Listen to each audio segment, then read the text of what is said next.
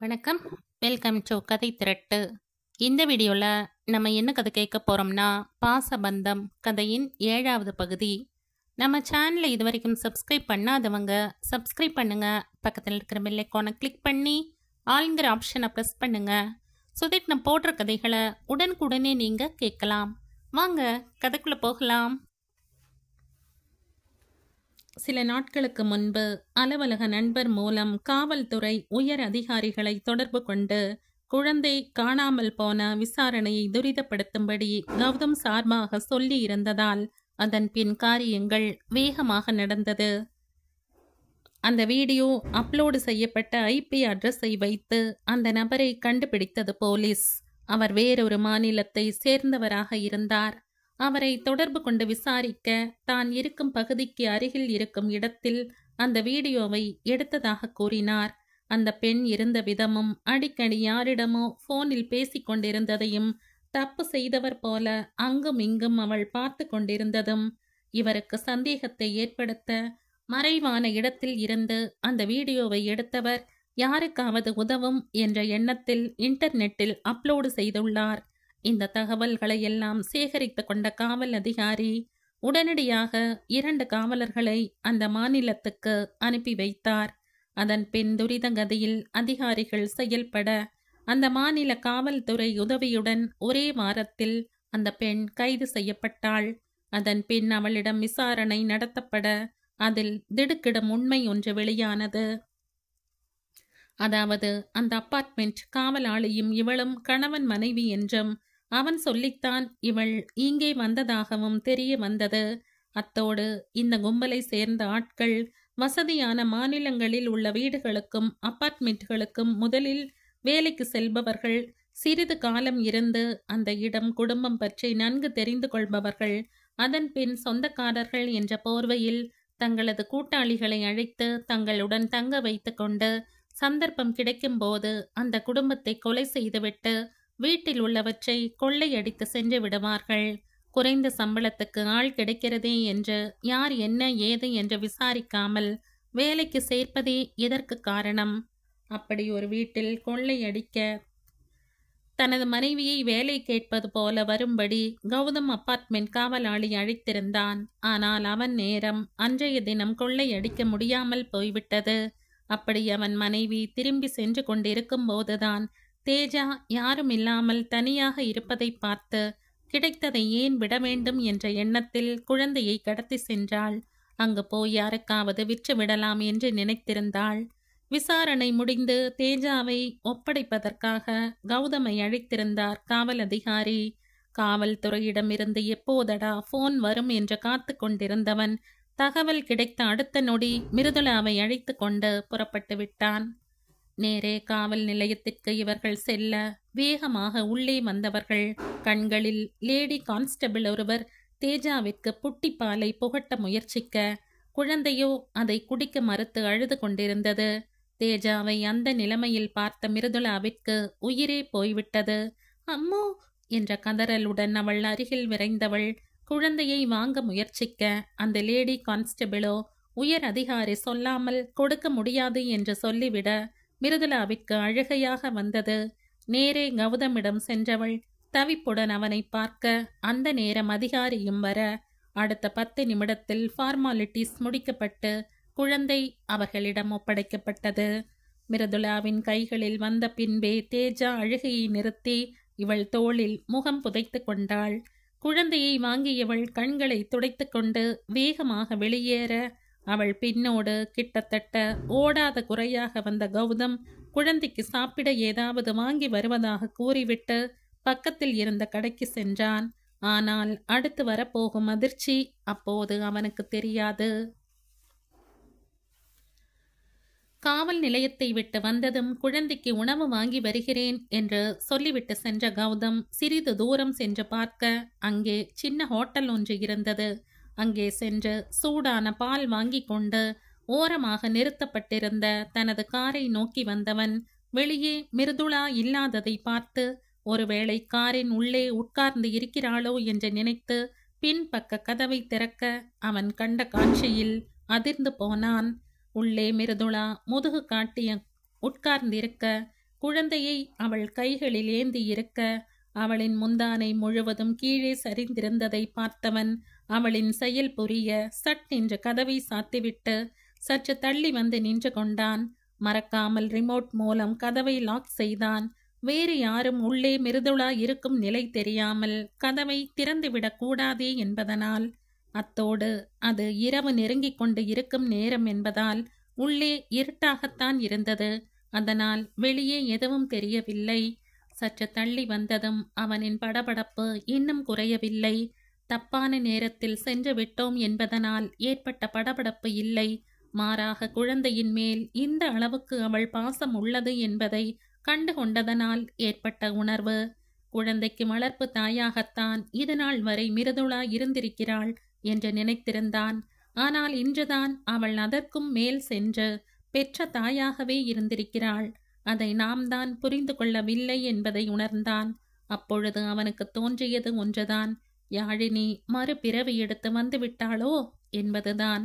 இப்படி அவனால் நினைக்காமல் இருக்க முடியவில்லை. பிள்ளையின் மீது மிருதுளாவிற்கு இருக்கும் இந்த உறவு எத்தனை நாளைக்கு நீடிக்க முடியும்? நாளைக்கே அவளுக்கென்று ஒரு வாழ்க்கை அமைந்து விட்டால் இருவரின் நிலைமையும் என்னவாகும்? இப்பொழுதே சில விஷயங்களில் தேஜா மிருதுளாவை தேடுவதை இவனே பார்த்திருக்கிறான். இது இன்னுமே தொடர்ந்து நாளை தேஜாவிற்கு மிருதுளாவை விவரம் தெரிய ஆரம்பித்த பிறகு பிரிய நேர்ந்தால் இருவரின் மனநிலையும் என்னாவது? ஒருவருக்கொருவர் சம்பந்தம் இல்லாத போது குழந்தை விஷயத்தில் மிருதுளாவின் இந்த அதீத பாசம் எங்கு கொண்டு செல்லப் போகிறதோ என்று கொஞ்சம் கவலையாகவும் இருந்தது கௌதமிற்கு. கௌதம் இப்படி அங்கே யோசித்து கொண்டிருக்க இங்கே மிருதுளாவிற்கோ அவன் வந்து போனது எல்லாம் கருத்தில் பதியவில்லை. தேஜா மட்டுமே அவளின் கருத்தில் இருந்தாள். குழந்தையின் உடல் நிலையை நினைத்து மிகவும் மனதொடிந்து போயிருந்தாள். மடியில் இருக்கும் குழந்தையின் மீதிருந்து அவளால் கண்களை எடுக்க முடியவில்லை. குழந்தையின் வயிற்று பகுதியில் இருந்து கால் பாதங்கள் வரை மெதுவாக தடவி பார்த்தவளுக்கு அவளையும் அறியாமல் கண்களில் கண்ணீர் வழிந்தது. கொழு கொழுவென்று இருந்த குழந்தையின் உடல் ரொம்பவே மெலிந்து போய் நெஞ்சு கூடு பகுதியில் எலும்பு தெரிந்தது. அதையே பார்த்து கொண்டிருந்தவளுக்கு கடத்தியவர்களை நினைத்து வயிறு பற்றி எரிந்தது. உங்களுக்கெல்லாம் மனசாட்சியே இல்லையாடா? வாயை திறந்து பேசக்கூட தெரியாத பச்சை குழந்தைய இப்படி பட்னி போட்டு பிச்சை எடுத்திருக்கீங்களே, நீங்கெல்லாம் நல்லா இருப்பீங்களாடா? இந்த முகத்தை பார்த்தும் எப்படிடா உங்களுக்கு இவ்வளவு கஷ்டப்படுத்த மனசு வருது? நீங்களும் ரத்தமும் சதையும் இருக்கிற மனுஷங்க தானே என்று உள்ளுக்குள் குமரிக் கொண்டிருந்தாள். நினைக்க நினைக்க கோபம் பற்றி கொண்டு வந்தது. எங்கே தான் உணர்ச்சி வசப்பட்டால் குழந்தைக்கு தொந்தரவாக இருக்குமோ என்று நினைத்தவள் தனது கோபம் அழுகை எல்லாவற்றையும் அடக்கி கொண்டு அமைதியாக இருந்தாள். பார்வை மட்டும் தேஜாவின் மேலேயே நிலைத்திருந்தது. குழந்தை பசி ஆறியதும் தூங்கிவிட அதன் பிறகுதான் இவளுக்கு சுற்றம் நினைவு வர தன்னை சரி செய்து கொண்டவள் குழந்தையை சீற்றில் படுக்க வைத்துவிட்டு கௌதமை தேடி கதவை திறக்க முயற்சிக்க அது லாக் செய்யப்பட்டிருப்பது தெரிந்தது. உடனே தனது செல்போனை எடுத்து கௌதமிற்கு அழைத்து அவன் எங்கிருக்கிறான் என்று இவள் கேட்க, கொஞ்சம் வேலையா, பக்கத்தில் இருக்க, தோ வர என்று விட்ட போனை வைத்தவன் தன்னை ஆசுவாசப்படுத்தி கொண்டு சில நிமிடங்களில் திரும்பி வந்தான். வந்தவன் ஒன்றும் சொல்லாமல் காரை கிளப்பிக் கொண்டு வீட்டை நோக்கி சென்றான். அபார்ட்மெண்ட் வந்து சேர்ந்ததும் காரை நிறுத்திவிட்டு தங்களது மாடியை நோக்கி இருவரும் செல்ல, குழந்தையை கௌதமிடம் கொடுக்காமல் மிருதுளா பாட்டிற்கு படிகளில் சென்று கொண்டிருக்க தருவாளா மாட்டாளா என்ற குழப்பத்துடன் கௌதம் அவள் பின்னாலேயே செல்ல, அவளோ இவன் வருவதையே கண்டுகொள்ளாமல் தனது வீட்டிற்குள் சென்றாள். மிருதுளா வீடு வரை பின்னோடு வந்தவன் அவள் வீட்டிற்குள் சென்றதும் வாசலிலேயே தயங்கி நிற்க, வேகமாக உள்ளே வந்து கொண்டிருந்த பேத்தியையும் பின்னாலேயே வந்த கௌதமையும் பார்த்ததும் அவனின் முகத்தில் இருந்த தவிப்பை புரிந்து கொண்ட பார்வதி, கண்ணு நில்லு என்று தனது பேத்தியை நிற்க சொல்ல, மிருதுளா அதை காதில் வாங்கி கொள்ளாமல் உள்ளே போக எத்தனிக்க, அவளின் முன்பு சென்று நின்ற பார்வதி, நில்லுன்னு சொன்ன கண்ணு என்ற வார்த்தைகளை அழுத்தி சொல்லவும் சட்டென்று நின்று விட்டாள் அவள்.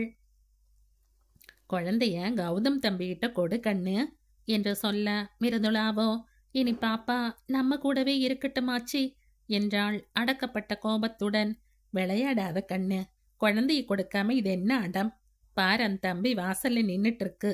அவங்களும் குழந்தைய பார்க்கணும்னு தேடுவாங்க, போய் கொடு என்று கொஞ்சம் சத்தமாக சொல்ல, அவங்களால பாப்பாவை ஒழுங்கா பார்த்துக்க முடியாது, அவங்களோட அலட்சியத்தால தேஜா பட்டது போதும் என்று சொல்ல, கேட்டுக்கொண்டிருந்த கௌதமிற்கோ என்னடா இது, தேஜா என் குழந்தையா இல்ல அவங்க குழந்தையா என்ற குழப்பம் வந்த அதே நேரம் அவளின் வார்த்தையினால் சங்கடமாகவும் இருந்தது.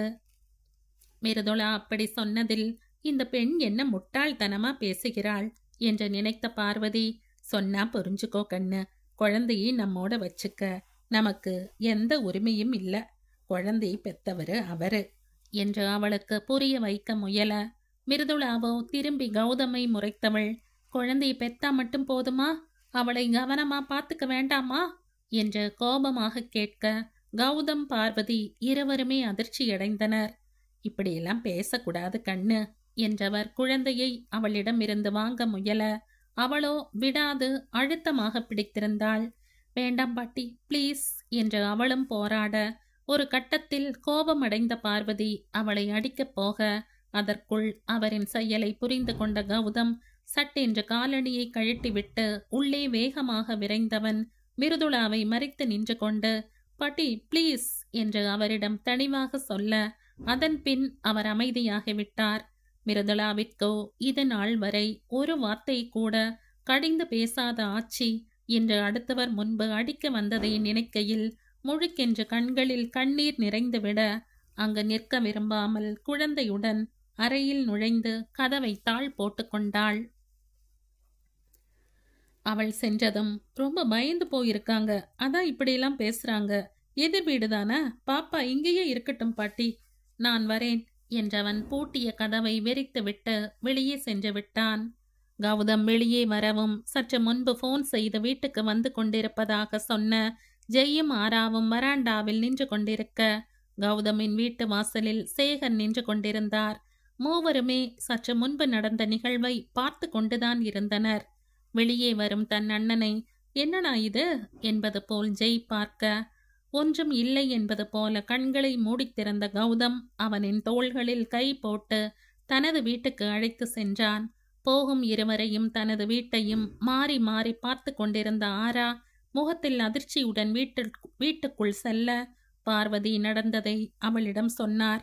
அக்காவா இப்படி பேசினது என்று அவளும் ஆச்சரியப்பட, மிருதுளாவின் அறைக்கதவை தட்டி அக்காவை இவள் அழைக்க, அவளோ எந்த பதிலும் சொல்லவில்லை.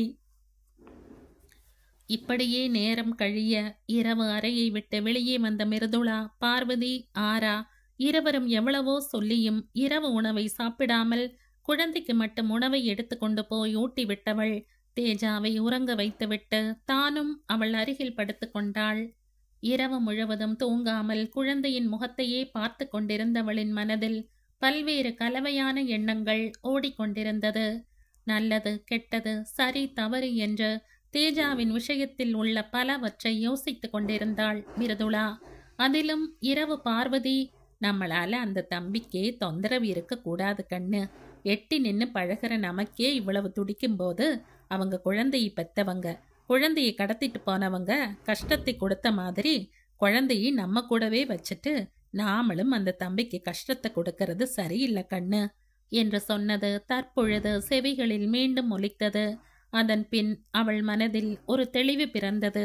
அந்த தெளிவுடனேயே தூங்கி போனாள்.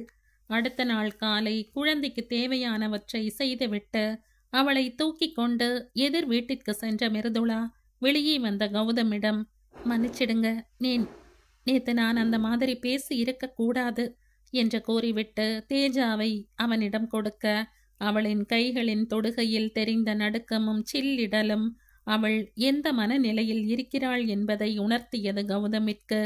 குழந்தையை கொடுத்தவள், அவ உங்க பொண்ணு, நான் இனி அவ விஷயத்துல தலையிட மாட்டேன் என்று கூறியவள் தன் மனதில் இருந்த துக்கத்தில் கண்களில் துளிர்த்த கண்ணீரை சட்டென்று திரும்பி துடைத்து கொண்டு, மிருதுளா நில்லுங்க என்ற கௌதமின் அழைப்பையும் காதில் வாங்கிக் கொள்ளாமல் விறுவிறுவென்று தனது வீட்டை நோக்கி சென்றாள். சத்தம் கேட்டு வெளியே வந்த சேகர் ஏதோ தற்காலிக கோபமாக இருக்கும் என்று சொல்லி கௌதமை சமாதானப்படுத்தியவர் அவனை உள்ளே அழைத்து சென்றுவிட இங்கே மிருதுளாவின் செயலை ஆச்சரியமாக பார்த்து கொண்டிருந்தனர் ஆராவும் பார்வதியும். ஆனால் ஒன்றும் சொல்லவில்லை. ஏதோ அப்போதைக்கு இருக்கும் கோபத்தினால் அப்படி செய்கிறாள் என்று நினைத்தனர். ஆனால் அவள் தீவிரமாக ஒரு முடிவு எடுத்து விட்டாள் என்று அவர்களுக்கு தெரியவில்லை. அதன் பின் ஆரா அலுவலகம் கிளம்பி சென்றதும் பார்வதியிடம் சொல்லிக்கொண்டு பக்கத்தில் எங்கோ சென்று வந்தாள் மிருதுளா. அதே நேரம் இங்கே கௌதமின் வீட்டில் நடந்து முடிந்திருந்த சம்பவங்களால் மனதளவில் சோர்வடைந்திருந்த கௌதம் நாளை அலுவலகம் வருவதாக கூறிவிட்டு அன்று விடுமுறை எடுத்துக்கொண்டான். ஹாலில் அமர்ந்து தேஜாவுடன் தொலைக்காட்சியை பார்த்து கொண்டிருந்த கௌதமின் கண்கள் தொலைக்காட்சி திரையில் இருந்தாலும் மனம் அன்று காலை பார்த்த மிருதுளாவின் கலங்கிய முகத்தைத்தான் நினைத்து கொண்டிருந்தது. குழந்தையை கொடுக்கும்போது அவளுக்குள் இருந்த உணர்வுகளை இவனால் புரிந்து கொள்ள முடிந்தது. ஆனால் இதில் தன்னால் என்ன செய்ய முடியும் என்ற கேள்வி திரும்ப திரும்ப மனதுக்குள் ஓடியது. மிருதுளா சொன்னது போல குழந்தையை அவளிடம் கொடுக்க முடியுமா? நிச்சயமாக அது முடியாது. தன் குழந்தை, அதையும் விட யாழினியின் நினைவு சின்னம் அல்லவா தேஜா என்ற கௌதமிற்கு தோன்றினாலும் மிருதுளாவின் தாய் பாசமும் அவனுக்கு புரிந்துதான் இருந்தது. இப்படியாக அவன் யோசித்து கொண்டிருக்க பொன்னம்மா வந்து 2 முறை அழைத்த பின்பே நினைவுக்கு வந்தவன் என்னக்கா என்று கேட்க அவரோ தயக்கத்துடன், தம்பி, எதிர் வீட்டு பொண்ணு வந்ததுலேருந்து நான் அதை பார்க்குறேன். அந்த பொண்ணு வீட்டில் நம்ம பாப்பா மேலே ரொம்ப பாசமா இருக்காங்க. அதுலேயும் அந்த மிருதுளா பொண்ணு நம்ம தேஜா பாப்பாவை அது பொண்ணாவே நினைக்குது. பாப்பா மேலே உசிரியே வச்சிருக்கு. நம்ம யாழினிமா தேஜாவை எப்படி பார்த்துச்சோ அதே மாதிரி அந்த பொண்ணும் நம்ம பாப்பாவை பார்த்துக்குது. சில சமயம் அந்த பொண்ணை பார்க்கும்போது நம்ம யாழினிமாவை நேரில் பார்க்குற மாதிரியே இருக்கு என்று சொல்லிவிட்டு அவன் முகம் பார்த்தவர் பின் தனது குரலை தாழ்த்தி கொண்டு, வீட்டு வேலை செய்கிறவ நான் சொல்கிறேன்னு தப்பா நினச்சிக்காதீங்க தம்பி. உங்களுக்கும் தேஜா மேலே உரிமை இருக்கு. அந்த பொண்ணுக்கும் நம்ம பாப்பா மேலே பாசம் இருக்கு. பேசாம அந்த பொண்ணை நீங்கள் கல்யாணம் செஞ்சுக்கோங்க தம்பி. நம்ம தேஜா பாப்பாக்கு அந்த பொண்ணை விட நல்ல அம்மா கிடைக்காது என்று தயக்கத்துடன் சொல்ல அவரின் பேச்சில் அதிர்ந்தவன் இருக்கையை விட்டு எழுந்தே விட்டான். அக்கா என்று அதிர்ந்தவன், இந்த மாதிரி இனிமே பேசாதீங்க என்றான் சற்றே கோபமாக. தம்பி, நான் சொல்ல வர்றது கேளுங்க என்று அவர் மீண்டும் ஆரம்பிக்க, அக்கா ப்ளீஸ் வேண்டாம் என்று சொல்லிவிட்டு அவன் உள்ளே போக எத்தனிக்க அப்பொழுது அறையை விட்டு வெளியே வந்த சேகர், பொறுப்பா பொன்னம்மா என்ன சொல்ல வரான்னு கேட்போம் என்று அவனை நிறுத்த முயற்சிக்க அவனோ, அப்பா அவங்க என்று சலிப்புடன் ஏதோ சொல்ல வர சேகர் கை அசைக்கவும் ஒன்றும் சொல்லாமல் அப்படியே நின்று விட்டான். பேசவா வேண்டாமா என்பது போல் பொன்னம்மா தயங்கி நிற்க, பேசு என்பது போல சேகர் சைகை செய்யவும் பொன்னம்மா பேச ஆரம்பித்தார். நான் இந்த வீட்டில் 10 வருஷத்துக்கு மேலே வேலை செய்கிறேன் தம்பி. நீங்களும் யாழினிமாவும் எவ்வளவு அந்யோன்யமாக வாழ்ந்திருக்கீங்கன்னு எனக்கு நல்லா தெரியும். யாழினிமா இறந்து 1 வருஷம் கூட ஆகலை. இந்த நேரத்தில் வேற பொண்ணை கல்யாணம் செய்ய சொல்கிறது உங்களுக்கு கஷ்டமாக தான் இருக்கும் தம்பி. ஆனால் உங்களுக்காக வேற கல்யாணம் செஞ்சுக்க சொல்லலை, நம்ம தேஜா பாப்பாக்காக சொல்கிறேன். என்னை பற்றி உங்களுக்கு நல்லா தெரியும் தம்பி. நானும் புருஷனை இழந்தவதான். 2 பொண்ணுங்களை வச்சுக்கிட்டு ரொம்ப கஷ்டப்பட்டுட்டேன். அப்புறம் கடவுள் புண்ணியத்தில் வீட்டு வேலை கிடச்சி என் பிள்ளைங்கள கஷ்டம் இல்லாமல் பார்த்துக்கிட்டேன். சாப்பிட சோறு, உடுத்த உடை, படிப்பு இதெல்லாம் என் பொண்ணுங்களுக்கு என்னால் கொடுக்க முடிஞ்சது. ஆனால் அவங்களுக்கு தேவையான பாதுகாப்பை என்னால் கொடுக்க முடியல தம்பி. நாள் பூரா வெளியே வேலைக்கு போயிடுறேன். பள்ளிக்கூடம் முடிஞ்சு அதுங்க தனியாகத்தான் வீட்டில் இருக்குங்க. போகிற வர பொறுக்கிங்களால் எத்தனை நாள் அவங்க பயந்து போய் நான் வந்ததும் நடந்தது என்கிட்ட சொல்லி பயப்படுவாங்க தம்பி. என் பிள்ளைங்க தனியாக இல்லை, அம்மாவா நான் இருக்கேன். இருந்தும் அவங்கக்கிட்ட இந்த பிரச்சனை செய்கிறாங்க. ஏன், ஆம்பளை துணை இல்லாததால தான். அதுக்காக ஆம்பளைங்க இருக்கிற வீட்டு பொண்ணுகளுக்கு பிரச்சனை இல்லைன்னு நான் சொல்லலை. ஆனால் எங்களை மாதிரி குடிசை பகுதியில் இருக்கிற பிள்ளைங்களுக்கு நிச்சயம் ஒரு துணை வேணும் தம்பி. இல்லைன்னா தைரியமாக குடிச்சிட்டு வீடு முன்னாடி வந்து பிரச்சனை பண்ணுவாங்க. சில சமயம் கதவை திறந்துட்டு வீட்டுக்குள்ளேயே வந்துடுவாங்க. அந்த ஒரு காரணத்துக்காகத்தான் நான் இன்னொரு கல்யாணம் செஞ்சுக்கிட்டேன். இப்போ நானும் அவரும் சந்தோஷமாக இருக்கோம். புருஷன் பொண்டாட்டியாக இருக்கிறது பேர் சந்தோஷம் இல்லை தம்பி. அவருக்கு நானும் எனக்கு அவரும் பக்கபலமாக இருக்கோம். இதுக்கு பேரும் கல்யாணம் தான் தம்பி. எல்லாரும் ஆசைப்பட்டு 2வது கல்யாணம் செஞ்சுக்கிறது இல்லை. ஒவ்வொரு நிலைமை அவங்கள செஞ்சுக்க வைக்குது. என் அனுபவத்தில் சொல்கிறேன் தம்பி, பொம்பளை பிள்ளைய வளர்க்கறது அவ்வளவு சுலபம் இல்லை. இப்போ உங்களுக்கு தெரியாது தம்பி, நாளைக்கு நம்ம பாப்பா வளர்ந்து பெரிய மனுஷியாக்கி கல்யாணம் காட்சி அதுக்கப்புறம் பிரசவம் அது இதுன்னு வரும்போது உங்களுக்கு புரியும் அவளுக்கு ஒரு அம்மா இல்லையேன்னு. நிறைய நேரத்தில் பொண்ணுங்க அப்பாவை விட அம்மாவைத்தான் முதல்ல எதிர்பார்ப்பாங்க. என்னதான் அப்பாவா நீங்கள் இருந்தாலும் சில விஷயங்களை அம்மா கிட்ட தான் தம்பி சொல்ல முடியும். உங்களுக்கு தெரியாத பல விஷயம் பொண்ணுங்களை பற்றி இருக்கு. பொம்பளை பிள்ளைங்க மனசில் என்ன இருக்குன்னு அப்பாவை விட அம்மாவால் தான் தம்பி கண்டுபிடிக்க முடியும்.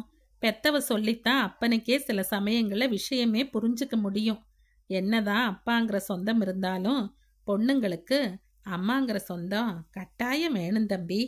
இப்போ சொல்லாட்டியும் என்னைக்காவது ஒரு நாள் நம்ம தேஜா பாப்பாவே எனக்கு அம்மா இல்லையே இதையெல்லாம் சொல்லி கொடுக்க அப்படின்னு கட்டாயம் சொல்லும் தம்பி.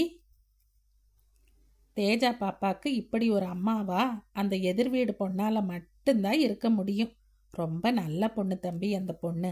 நல்லா யோசிச்சு ஒரு நல்ல முடிவாக எடுங்க என்று தன் மனதில் உள்ள அனைத்தையும் சொல்லி முடித்தவர், நான் கிளம்புறேன் ஐயா, வரேன் தம்பி என்று அவர்களிடம் விடை பெற்று கொண்டு சென்றார். பொன்னம்மா சொன்ன அனைத்தையும் கேட்டுக்கொண்டிருந்த கௌதமிற்கு அவர் சொல்வது நிதர்சனமான உண்மை என்று புரிந்தது. ஆண் பிள்ளைகள் அம்மா இல்லாமல் இருந்து விடலாம், ஆனால் பெண் பிள்ளைகள் அம்மா என்ற உறவு நிச்சயம் வேண்டும் என்பதை இவன் நன்கு அறிவான். ஆனால் நான் எப்படி வேறொரு கல்யாணம், அதுவும் மிருதுளாவை என்ற கேள்வி எல்லாவற்றிற்கும் முன் வந்து நின்று அவனை யோசிக்க விடாமல் செய்தது. யோசனையுடன் நின்று கொண்டிருந்தவனிடம் வந்த சேகர், பொன்னம்மா சொல்றது 100க்கு 100 உண்மைப்பா. நமக்கு ஒரு துணை இல்லாம கூட இருந்துடலாம், ஆனா பிள்ளைங்களுக்கு பெத்தவங்க 2 பேரும் வேணும்ப்பா. நம்ம காதலுக்கு அன்புக்கு துரோகம் செய்யக்கூடாதுன்னு நினைச்சு கல்யாணம் செஞ்சுக்கமா இருந்தாலும் நாளைக்கு வயசான பிறகு உன் வாழ்க்கையை திரும்பி பார்க்கும் போதும் பிள்ளைங்க நிலைமையை பார்க்கும் போதும் அவர்களுக்காகவாவது கல்யாணம் செஞ்சிருக்கணுமோன்னு நினைக்க தோணும். அதுலயும் பொன்னம்மா சொல்றது ரொம்ப சரி கௌதம். பெண் பிள்ளைங்களுக்கு அம்மா கண்டிப்பா வேணும். மிருதுளா நம்ம தேஜா மேல ரொம்ப பாசமா இருக்கா. நேற்று அந்த பொண்ணு பேசினது கேட்கும்போது தேஜாக்கு எவ்வளவு முக்கியத்துவம் அந்த பொண்ணு கொடுக்கறான்னு புரிஞ்சுக்க முடியுது. மிருதுளா மாதிரி ஒரு பொண்ணு நம்ம தேஜாக்கு அம்மாவா வந்தா ரொம்ப சந்தோஷமா இருக்கும்பா. கடைசி காலத்துல எனக்கும் என் பேத்திய நினைச்சு எந்த கவலையும் இருக்காது என்றவர். எனக்கும் இந்த கல்யாணத்துல முழு சம்மதம் கௌதம். நீ சரி சொன்னா நான் அவங்க பாட்டி கிட்ட பேசுறேன் என்று சொல்ல, எல்லாரும் தேஜாவை பத்தியே பேசுறீங்களே, என்ன நினைச்சு பார்த்தீங்களா? அது எப்படிப்பா யாழினியை மறந்துட்டு என்னால இன்னொரு வாழ்க்கை வாழ முடியும்? அவதான்ப்பா என்னோட வாழ்க்கையே என்ற கலங்கிய குரலில் கௌதம் அவரை கேட்க, இதையே நானும் கேட்கலாமே கௌதம். உன்னை மட்டுமே நினைச்சு பார்க்கறையே, உன் பொண்ணு தேஜாவை பத்தி நினைச்சு பாரு. என் மருமக யாழினியை நான் மறக்கல கௌதம். அவ எனக்கு மருமகளா இருந்ததை விட மகளாத்தான் இருந்தா. அதில் நான் என்னைக்குமே அவளை விட்டு கொடுக்க மாட்டேன். உனக்கும் அவளை அவ்வளவு சுலபமா மறக்க முடியாது. ஆனா அதுக்காக அவளையே நினைச்சுக்கிட்டு தேஜாவோட லைஃபை ஸ்பாயில் செஞ்சிடாதப்பா. யாழினி இருந்திருந்தா தேஜாவை பத்தி எனக்கு கவலையே இருக்காது. ஆனா அவ இல்லை. அதுக்காக தேஜாவுக்கு அம்மா இல்லாம இருக்கணுமா? நீ மட்டும் போதுமா கௌதம்? பொன்னம்மா சொல்ற மாதிரி பொண்ணுங்களுக்கு அம்மா வேணும் கௌதம்.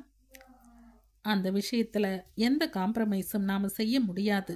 அப்பான்ற உறவும் அம்மான்ற உறவும் வேற வேற பாதிப்பை பிள்ளைங்க மேல கொடுக்கும். நாமளே எத்தனையோ குழந்தைகளை பார்க்கலையா?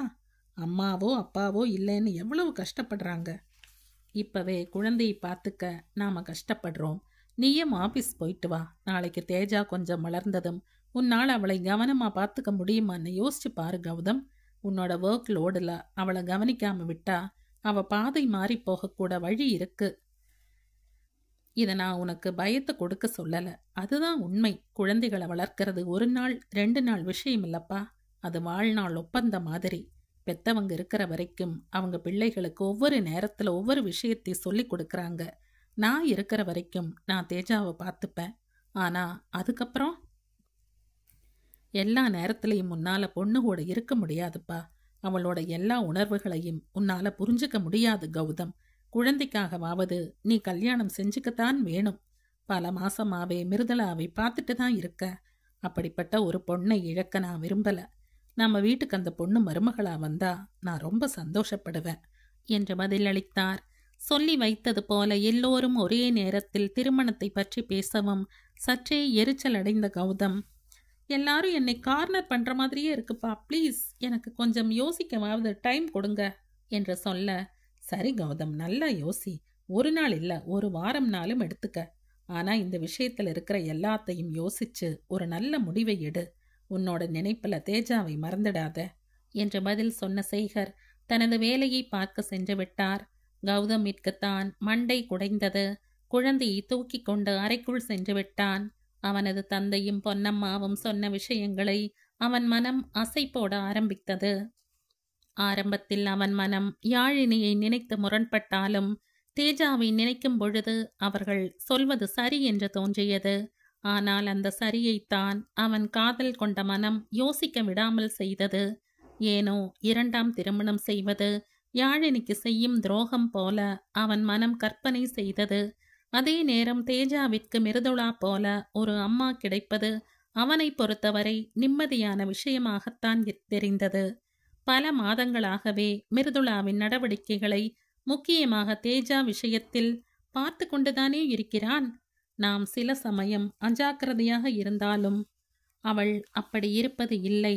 அதிலும் அன்று குழந்தைக்கு உடம்பு சரியில்லாத பொழுதும் குழந்தை காணாமல் போன பொழுதும் எப்படி துடித்து போய்விட்டாள்.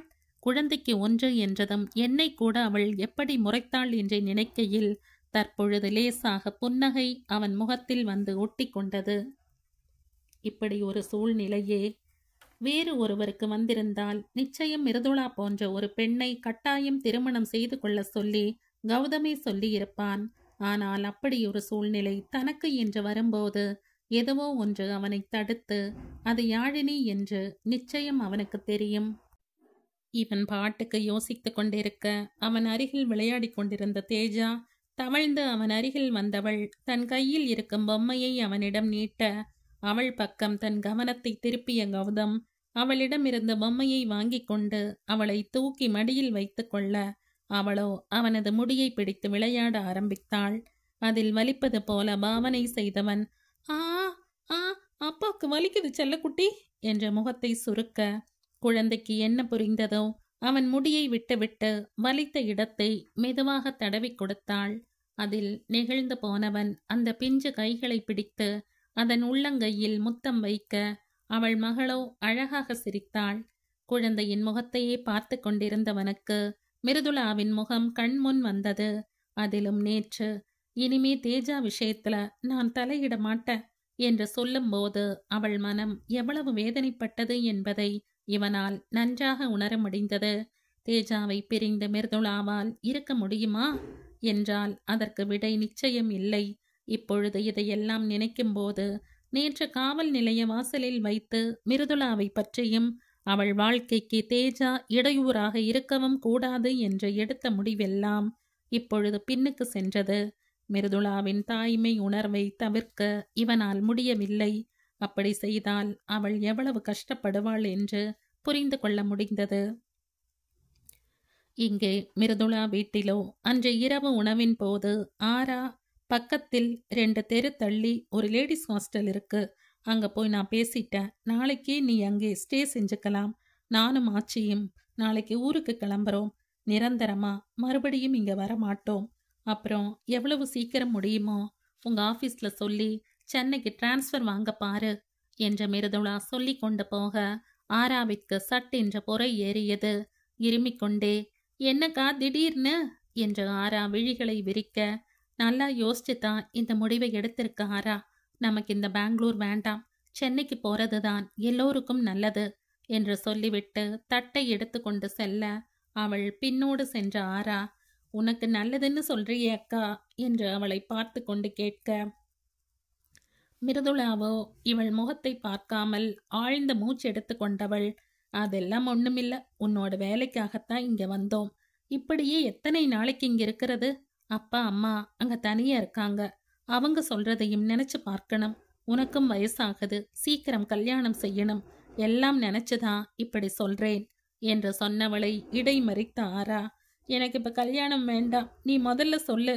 தேஜாவை நினைச்சுதான் இங்கிருந்து போகணும்னு சொல்ற என்று சரியாக பாயிண்டை பிடிக்க அவளை திரும்பி ஒரு பார்வை பார்த்த மிருதுளா ஒன்றும் சொல்லாமல் விறுவிறுவென்று தனது அறைக்குள் சென்றாள். பார்வதிதான் இங்க என்ன நடக்குது என்ற ரீதியில் பார்த்து கொண்டிருந்தார். ஆராவிற்குத்தான் தனது ஆசையெல்லாம் தவிடு பொடியானது போல் இருந்தது. இந்த அக்கா ஏன் இப்படி செய்யறா என்று நினைத்து பல்லை கடித்தாள். இவ கூட போராடுறதே எனக்கு வேலையா போச்சு. ஐயோ கடவுளே, இப்ப நான் என்ன செய்வேன்? ஏதாவது செஞ்சு அக்காவை போக விடாம எப்படியாவது தடுக்கணுமே. என்ன செய்யலாம்? ஏதாவது யோசிப்போம் என்ற மண்டையை தட்டி கொண்டே உறங்க சென்றாள். அடுத்த நாள் மீண்டும் மிருதுளாவிடம் ஆரா பேசி பார்க்க அவளோ தன் முடிவில் உறுதியாக இருந்தாள். வேறு வழியில்லாமல் தங்கள் பெற்றவர்களிடம் ஆரா பேச அவர்களோ எப்போதடா இங்கு வருவார்கள் என்று காத்து கொண்டிருக்க இந்த சந்தர்ப்பத்தை விடுவார்களா? ஆராவை நன்றாக டோஸ் விட்டவர்கள் மிருதுளா சொல்வது சரி, அதனால் அவள் சொல்வது போல செய்யும்படி சொல்லிவிட்டு மேற்கொண்டு இவள் பேச இடம் கொடுக்காமல் வைத்து விட்டனர். மிருதுளாவின் உறுதியை பார்க்கும் பொழுது அவள் சொன்னபடி செய்து விடுவாளோ? தான் நினைத்தது நடக்காமல் அவள் இப்படியே தனியாக இருந்து விடுவாளோ என்ற எண்ணங்கள் எல்லாம் வர வேறு வழியில்லாமல் கௌதமை தேடி சென்றாள் ஒரு முடிவோடு. மாலை பார்வதியும் மிருதுளாவும் கிளம்ப தயாராக ஆராவும் சரியாக அந்த நேரம் அலுவலகத்தில் விடுப்பு சொல்லிவிட்டு வீடு வந்து சேர்ந்தாள். வரும்பொழுது இவள் பார்வை வழக்கம் போல எதிர் வீட்டு மேல்தான். அதற்குள் மிருதுளா இவளை அழைக்கவும் வீட்டுக்கு சென்று விட்டாள். அடுத்து 1 மணி நேரத்தில் அனைவரும் கிளம்ப பெட்டிகளை எடுத்துக்கொண்டு வாசலுக்கு வந்த மிருதுளா எதிரில் இருந்த குட்டி நபரை பார்த்து ஆனந்த அதிர்ச்சியில் தனது கைகளில் இருந்த பெட்டிகளை நழுவ விட்டாள். அதே நேரம் ஆராவோ மனதுக்குள் யாஹூ என்று சந்தோஷத்தில் துள்ளி குதித்தாள். பெட்டிகளை எடுத்துக்கொண்ட மிருதுளா, ஆச்சி சீக்கிரம் வாங்க, டைம் ஆச்சு என்று சொல்லிக்கொண்டே வெளியே வர எதிரில் அவள் கண்ட காட்சியில் ஆனந்த அதிர்ச்சியில் மூழ்கி போனாள். சந்தோஷத்தில் கையில் இருந்த பெட்டிகள் கை நழுவியது. ஒரு தாய் தன் குழந்தை முதலில் செய்யும் சில செயல்களை நினைத்து மகிழ்ச்சி கடலில் மூழ்குவார்களோ, அதைத்தான் இப்பொழுது மிருதுளாவும் பார்த்து கொண்டிருந்தாள். வாசலில் அவளது மகள் தேஜா கைகள் 2ஐயும் நீட்டிக்கொண்டு எந்த பிடிப்பும் இல்லாமல் தத்தி தத்தி நடந்து இவளை நோக்கி வந்து கொண்டிருந்தாள். அவளது குட்டி உதடுகளோ என்று தனது அன்னையை அழைக்க முயற்சி செய்து கொண்டிருந்தது. இது நாள் வரை கைகளால் பிடித்து கொண்டு நடக்க வைத்தால் நடக்கும் குழந்தை இன்று முதலாக எந்த பிடிப்பும் இல்லாமல் நடந்து வருவதை பார்க்கையில் மிருதுளாவிற்கு உள்ளம் துள்ளியது. மகிழ்ச்சியில் கண்கள் கலங்கிவிட்டது. தேஜாவிற்கு சில அடி தூரம் பின்னால் கௌதம் நின்று கொண்டிருந்தான். அவனுக்கு பின்னே சேகர்.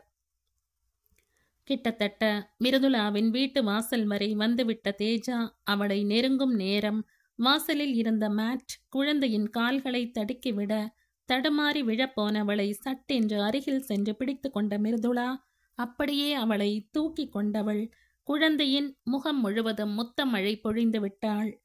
கைகளை கட்டிக்கொண்டு மிருதுளாவை கௌதம் பார்த்து கொண்டிருக்க ஆராவோ இவனை வாய் புலந்து பார்த்து கொண்டிருந்தாள். அவளின் நினைவுகளோ சில மணி நேரங்கள் பின்னோக்கி சென்றது. மிருதுளாவை தடுக்க எவ்வளவோ முயற்சி செய்து பார்த்து முடியவில்லை ஆராவால். வெண்ணெய் திரண்டு வரும்போது பானை உடைந்துவிடும் போல் இருக்கே என்று நினைத்தவள் யார் இருவருக்கும் உண்மை தெரிய வேண்டாம் என்று நினைத்தாளோ இன்று வேறு வழி இல்லாமல் அவனையே தேடி சென்றாள். ஆபீஸ் போகாமல் நேரே கௌதமை தேடி அவனது அலுவலகத்திற்கு சென்றவள் ரிசப்ஷனில் சொல்லிவிட்டு 5 நிமிடம் காத்திருக்க வெளியே வந்தான் கௌதம். ஆராவை அங்கே பார்த்ததும் அவனுக்குள் சிறு பதற்றம் வந்து ஒட்டி கொண்டது. ஏனெனில் நேற்று மிருதுளா பேசி சென்ற விதமே இந்த கலக்கத்திற்கு காரணம். நேரே அவள் அருகில் வந்தவன், என்ன ஆரா, என்னை தேடி வந்திருக்கீங்க, எதுவும் ப்ராப்ளமா என்று கேட்க அவளோ, உங்ககிட்ட இப்ப கொஞ்சம் பேசணும் கௌதம் சார், ஒரு 1/2 மணி நேரம் டைம் கிடைக்குமா என்று தயக்கத்துடன் கேட்க அவள் முகத்தில் ஒன்றும் கண்டறிய முடியவில்லை கௌதமால். ஆனால் ஏதோ முக்கியமான ஒன்று என்று மட்டும் புரிந்து கொள்ள முடிந்தது. சரி ஆரா, 1 செகண்ட் இருங்க, தோ வந்துட்டேன் என்றவன் ரிசப்ஷனில் உள்ள தொலைபேசியில் இருந்து தனது நண்பனை கூப்பிட்டவன் அவசர வேலையாக வெளியே செல்வதாகவும் 1 மணி நேரத்தில் வந்து விடுவதாக சொல்லிவிட்டு வைத்தான். பின்பு ஆராவை அழைத்து கொண்டு பக்கத்தில் இருந்த காஃபிவிற்கு சென்றான். தனது வாழ்க்கையையே புரட்டி போட போகும் அதிர்ச்சி காத்திருக்கிறது என்று தெரியாமல். கூல்ட்ரிங்க்ஸ் ஆர்டர் செய்துவிட்டு இருவரும் அமர்ந்திருக்க எப்படி ஆரம்பிப்பது என்று தெரியாமல் ஆரா யோசித்து கொண்டிருந்தாள். ஏனெனில் அவளுக்கு தெரியும், தான் சொல்லப்போகும் உண்மை கௌதமிற்கு பேரதிர்ச்சி கொடுக்கக்கூடிய விஷயம் என்று. நேரம் சென்று கொண்டிருக்க கௌதம் தான், என்ன விஷயமாரா, ஏதோ பேசணும்னு சொல்லிட்டு அமைதியா இருக்கீங்க என்று ஆரம்பிக்க அவளோ தயக்கத்துடன், எப்படி சொல்றதுன்னே எனக்கு தெரியல, இந்த விஷயம் உங்களுக்கு ரொம்பவே ஷாக்கிங்கா இருக்கும் கௌதம் சார், இருந்தாலும் இப்ப சொல்ல வேண்டிய கட்டாயத்துல நான் இருக்கேன் என்றவள் தைரியத்தை வரவழைத்து கொண்டு அனைத்தையும் சொல்லி முடித்தாள். அவள் சொல்ல சொல்ல கௌதமிற்கு அதிர்ச்சிக்கு மேல் அதிர்ச்சி. யாருக்குமே தெரியாத உண்மை, ஏன் யாழினிக்கு கூட தெரியாத விஷயம் ஆராவுக்கு தெரிந்திருப்பதை நினைக்கையில் உண்மையில் அதிர்ந்துதான் போனான். அதே நேரம் தேஜாவை நினைக்கையில் ஒரு கலக்கமும் பயமும் அவன் மனதுக்குள் வந்து ஒட்டி கொண்டது. இந்த கதையின் தொடர்ச்சியை அடுத்த பதிவில் கேட்கலாம். நன்றி.